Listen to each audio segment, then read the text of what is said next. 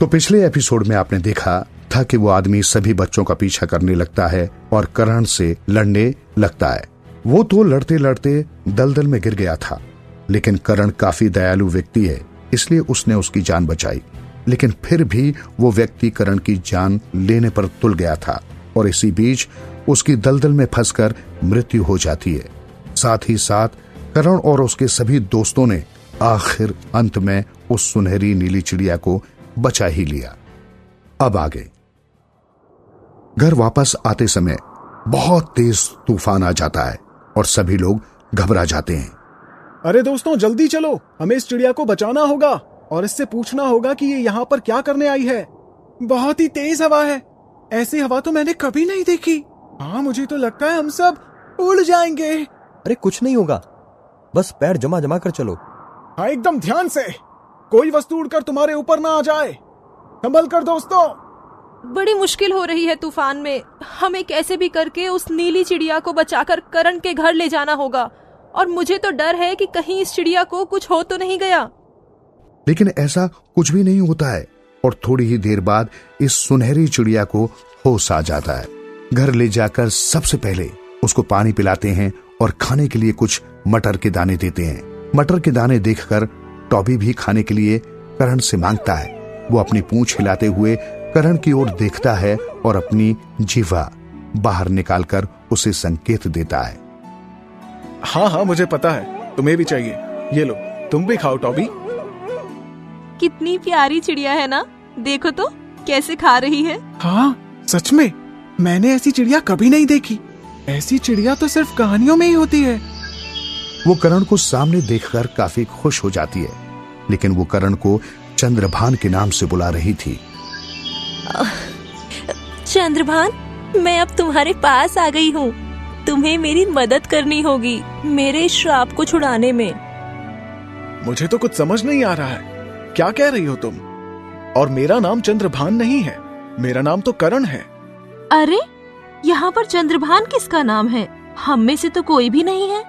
हाँ, वही तो मैं सोच रहा हूँ, ये करण को चंद्रभान क्यों कह रही है? मुझे लगता है कि इसे कोई गलतफहमी हो गई है। नहीं नहीं, मुझे कोई गलतफहमी नहीं हुई है। तो ये सब आप क्या बोल रही हैं? हमें कुछ समझ में नहीं आ रहा है, बताइए। करण, तुम भी मेरी ही दुनिया से आए हो और तुम ही हो जो मुझे उस श्राप से मुक्ति दिलवा सकते हो। तुम्हें मेरी सहायता करनी होगी। लेकिन मैं ही क्यों? तुम चिंता मत करो, मैं तुम्हें सब बताती हूँ। साथ ही साथ मैं तुम्हें एक ऐसे आदमी के पास भी लेकर चलूंगी जो तुम्हारी पिछले जन्म की याददाश्त को वापस लाने में मदद करेगा। उस समय वहां पर करण के साथ सारे दोस्त हैं और सभी लोग उस चिड़िया की बात सुनते ही रह जाते हैं। उन सभी को तो यकीन ही नहीं हो रहा था कि उसका दोस्त किसी दूसरी दुनिया से आया हुआ है, वो भी एक खास मकसद के लिए। तो चिड़िया सबको कहानी सुनाना शुरू करती है। करीब 1000 साल पहले एक भव्य महल में महाराजा रणजीत सिंह राज करते थे। उनकी 2 जुड़वा बेटियां थी। एक का नाम राजकुमारी चंदा था और दूसरी बेटी का नाम था राजकुमारी इंदु। दोनों बहनों की शक्ल एकदम समान थी, परंतु आदतें एक समान नहीं थी। जहां एक और चंदा बहुत सीधी सादी और दयालु किस्म की लड़की थी, वहीं दूसरी ओर राजकुमारी इंदु बहुत तेज और ज्यादा बोलने वाली थी। महाराजा रणजीत सिंह के महल में सब कुछ अच्छा चल रहा था, लेकिन अचानक से एक दिन उनके भव्य महल को किसी की नजर लग गई। एक दिन राजा रणजीत सिंह के महल में मातम सा छा गया था, क्योंकि उनकी सुपुत्री अर्थात महल की राजकुमारी चंदा की बेहद दर्दनाक तरीके से मौत हो गई थी। सभा के सभी लोग सिर झुकाए हुए खड़े थे और काफी उदास दिख रहे थे।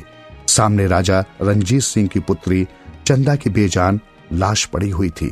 उसकी कोमल और सुंदर त्वचा बिल्कुल सिकुड़ गई थी और साथ ही साथ उसका शरीर एकदम पत्थर की तरह अकड़ा हुआ था। उसकी आंखें और मुंह उस समय खुले हुए थे, जैसे कि वो कुछ कहना चाह रही हो। राजकुमारी इंदु भी काफी हैरान हो जाती है कि आखिर उनकी बहन के साथ ये क्या हो गया। भगवान, ये मेरी बेटी को क्या हो गया? मुझे ऐसा दिन आखिर देखना क्यों पड़ रहा है? उठो बेटी, उठो। मेरी बेटी को किसी जादुई शक्ति के सहारे मारा गया है और इसके पीछे उस जादूगर का ही हाथ है। अरे मेरी फूल सी बच्ची का शरीर तो देखो, क्या हाल हो गया है। कोई कैसे किसी को इतनी बेरहमी से मार सकता है? आप ही बताइए। मुझे तो पक्का यकीन है कि मेरी बेटी पर जादू टोना किया गया है। जल्दी से उन महान बाबा को बुलाकर ले आओ मीना। तभी महल में एक सुंदर चिड़िया उड़ती हुई आती है जो बार बार राजकुमारी चंदा के शव के पास मंडरा रही थी। उस चिड़िया की आंखों में आंसू थे, लेकिन कोई भी उसके दर्द को नहीं सुन पा रहा था। और वो चिड़िया कोई और नहीं बल्कि राजकुमारी चंदा ही थी। तभी किसी तांत्रिक बाबा को महल में बुलाया जाता है और राजकुमारी की बेजान मृत शरीर को उसे दिखाया जाता है। उसको देखकर तांत्रिक बाबा तुरंत ही सब कुछ समझ जाते हैं। राजकुमारी चंदा श्रापित है। इसे किसी ने श्राप दिया है कि वह जब भी सुहागरात मनाएगी तो उसी क्षण इसकी मौत हो जाएगी और राजकुमारी की आत्मा किसी चिड़िया के अंदर आ जाएगी। दरअसल राजकुमारी चंदा की शादी अभी कुछ दिन पहले ही हुई थी और वो अपने पति हीरा ठाकुर के साथ अपने पिताजी के महल में आई हुई थी। और तभी ये घटना उनके साथ हो गई। जब हीरा ठाकुर को ये बात पता चली तो उनके होश ही उड़ गए और वे सोचने लगे कि अगर उन्हें ये बात पहले पता होती तो वे ऐसा कुछ भी नहीं करते। लेकिन नियति को तो कुछ और ही मंजूर था। तांत्रिक बाबा, आप ही बताइए, इसका कोई तोड़ है क्या? ये कैसे हो सकता है बाबा जी? मेरी बेटी चिड़िया में कैसे बदल गई? जादुई दुनिया में सब कुछ हो सकता है महाराज। हमें बताइए, अब हम हमारी बेटी को वापस उसके असली रूप में कैसे लाएंगे? तांत्रिक बाबा अपनी आंखें बंद करते हैं और अपनी दिव्य शक्ति का इस्तेमाल करते हैं उस आदमी को पता लगाने के लिए जिसने ये घिनौना कार्य किया है। और जब वो अपनी आंखें बंद करते हैं तो उन्हें वही जादूगर दिखता है। तो क्या यहाँ कोई जादूगर आया था? जी हाँ बाबा जी, मुझे तो पक्का यकीन है कि ये सब उसी जादूगर ने किया है। दरअसल 1 महीने पहले हमने अपने महल में राजकुमारी इंदु का स्वयंवर रखा था और उस स्वयंवर में वो जादूगर भी आया था।